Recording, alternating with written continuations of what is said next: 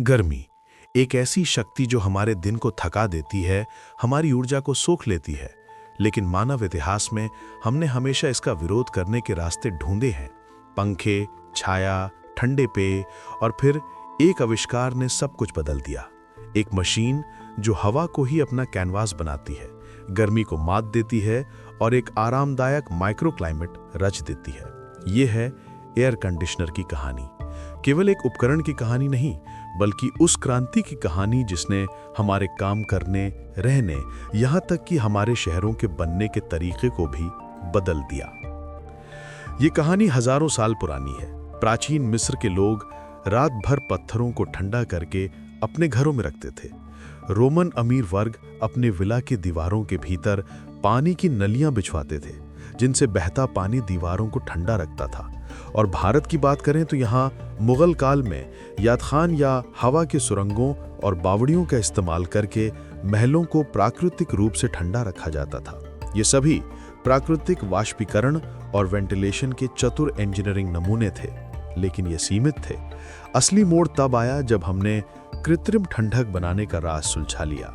साल 1902 Brooklyn, New York की एक लिथोग्राफी और publishing company saccate Williams printing company एक बड़ी समस्या से जूझ रही थी।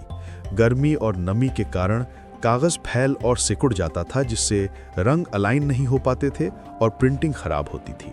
इस समस्या को हल करने के लिए कंपनी ने एक युवा इंजीनियर से संपर्क किया। नाम था विलिस हैविलैंड कैरियर। केवल 25 साल की उम्र में कैरियर ने एक ऐसा सिस्टम डिजाइन किया जो हवा को फिल्टर करता, उसे ठंडा करने के लिए ठंडे पानी के कॉइल से गुजारता और नमी को कंट्रोल करता था। यह दुनिया का पहला आधुनिक एयर कंडीशनिंग यूनिट था।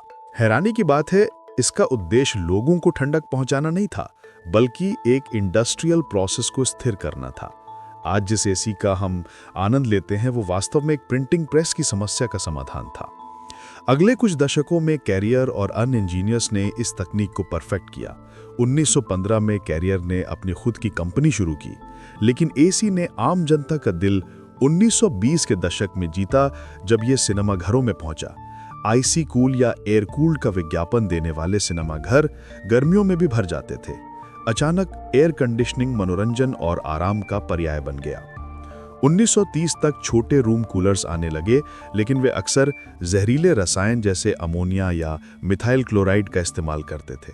1928 में फ्रियॉन नाम के एक सुरक्षित रेफ्रिजरेंट के आविष्कार ने ये बाधा दूर कर दी और एसी धीरे धीरे अस्पतालों, ट्रेनों और अमीरों के घरों तक पहुंचने लगा। और भारत में ये सफर कब शुरू हुआ, ये बात आपको चौंका सकती है। भारत में पहला एयर कंडीशनर 1930 के दशक के मध्य में लगा था और इसका पहला घर था कोलकाता, यानी आज का कोलकाता का एक भव्य सिनेमा घर। जी हाँ, भारत में भी एसी ने पहली बार लोगों को सिनेमा घरों की ठंडक के जरिए ही लुभाया था। ऐसा माना जाता है कि कोलकाता का न्यू एम्पायर सिनेमा या रॉयल टॉकीज इस ऐतिहासिक पहल का गवाह बना। उसके बाद लंबे समय तक एसी सिर्फ विलासिता का प्रतीक बना रहा। 1950 और 60 के दशकों में ये 5 सितारा होटलों, बड़ी कंपनियों के दफ्तरों और अत्यधिक धनाढ्य परिवारों तक ही सीमित था।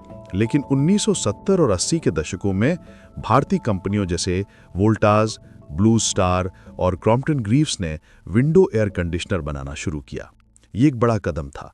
अब एसी सिर्फ आयातित नहीं था, बल्कि भारत में ही बनने लगा था। फिर भी कीमत अधिक थी और ये मध्यम वर्ग की पहुंच से दूर था।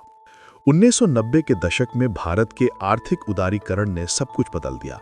नई अंतर्राष्ट्रीय कंपनियां आईं, प्रतिस्पर्धा बढ़ी और उपभोक्ता विकल्प बढ़े। किश्तों पर एसी खरीदना आम बात हो गई, लेकिन सबसे बड़ा गेम चेंजर था इन्वर्टर टेक्नोलॉजी का आगमन। परंपरागत एसी बार बार चलते बंद होते थे, जिससे बिजली खपत ज्यादा होती थी और तापमान अस्थिर रहता था। इन्वर्टर टेक्नोलॉजी ने कंप्रेसर के स्पीड को समायोज्य बना दिया, जिससे न सिर्फ भारी बिजली बचत हुई, बल्कि एक स्थिर और अधिक आरामदायक ठंडक भी मिली। इसके साथ ही विंडो यूनिट से स्प्लिट यूनिट्स की तरफ बदलाव आया, जो ज्यादा शांत और एस्थेटिकली प्लीजिंग थे। आज एयर कंडीशनर भारतीय मध्यम वर्ग के घर की एक मूलभूत जरूरत बन गया है, न कि केवल एक लग्जरी आइटम। तकनीक का विकास यही नहीं रुका। आज के एसी स्मार्ट हैं, आप उन्हें अपने फ़ोन से कंट्रोल कर सकते हैं, वॉइस कमांड दे सकते हैं और वो आपकी आदतों को सीखकर खुद को ऑप्टिमाइज कर सकते हैं। लेकिन सबसे बड़ी चुनौती अब ऊर्जा दक्षता और पर्यावरण की है। पुराने रेफ्रिजरेंट ग्रीन हाउस गैसों के उत्सर्जन में योगदान देते थे। भविष्य इको फ्रेंडली रेफ्रिजरेंट और सोलर पावर्ड एयर कंडीशनिंग के सिस्टम की ओर है। ये न सिर्फ हमारे बिजली के बिल बल्कि हमारे ग्रह को भी बचाएगा। एसी के प्रभाव ने हमारे जीवन के हर पहलू को छुआ है। इसने गर्म जलवायु वाले शहरों के विकास को संभव किया, वास्तुकला को बदला और यहाँ तक कि ग्लोबल इकोनॉमी को भी प्रभावित किया है। तो ये थी एयर कंडीशनर की यात्रा, एक ऐसी यात्रा जो एक इंडस्ट्रियल प्रॉब्लम के समाधान के रूप में शुरू हुई और आज करोड़ों लोगों के लिए जीवन की गुणवत्ता बन गई है। ये मानव की नवीनता, इंजीनियरिंग कौशल और आराम की चाहत की कहानी है। अगली बार जब आप एसी की कूल हवा में एक सुकून भरी सांस ले, तो 1 मिनट के लिए विलीस कैरियर और उस लंबे इनोवेशन के सफर को याद करें जिसने इस आधुनिक चमत्कार को हकीकत बनाया। क्योंकि कभी-कभी सबसे बड़े बदलाव छोटे से कंफर्ट से ही शुरू होते हैं। तो कैसी लगी आपको ये एसी की यात्रा? नीचे कमेंट में ज़रूर बताएं कि आपके घर में पहला एसी कब आया था। अगर आपको ये वीडियो पसंद आया तो लाइक करें, शेयर करें और चैनल को सब्सक्राइब करना ना भूलें। मिलते हैं अगले वीडियो में।